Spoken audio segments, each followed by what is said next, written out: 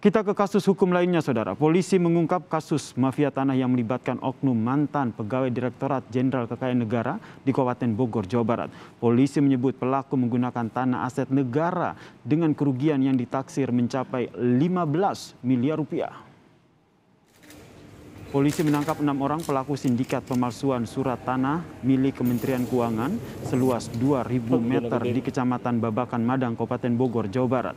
Para tersangka membuat surat-surat palsu yang dibutuhkan untuk transaksi dengan memanfaatkan informasi terkait dengan objek kekayaan negara.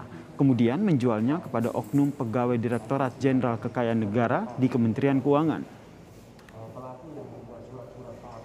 Palsu seolah-olah itu diterbitkan oleh Dirjen Kekayaan Negara terkait objek tanah milik negara yang sama mereka akan dilepas untuk dijual kepada pembeli. Akan membeli tanah tersebut 10 miliar kerugiannya, kemudian potensi kerugian negara juga karena ini merupakan tanah negara 5 miliar sehingga totalnya 15 miliar.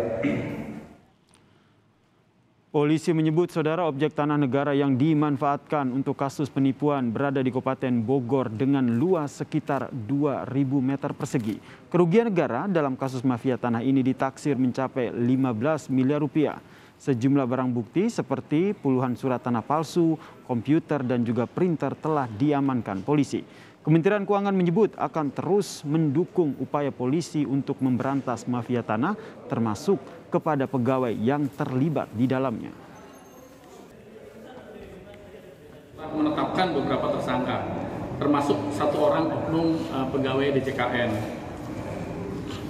Penahanan oknum pegawai DJKN oleh Polres Bogor ini merupakan bentuk konkret sinergi, kerjasama, dan komitmen Kementerian Keuangan dalam upaya penegakan integritas dan secara khusus dukungan penuh dalam upaya pemberantasan kasus mafia pertanahan.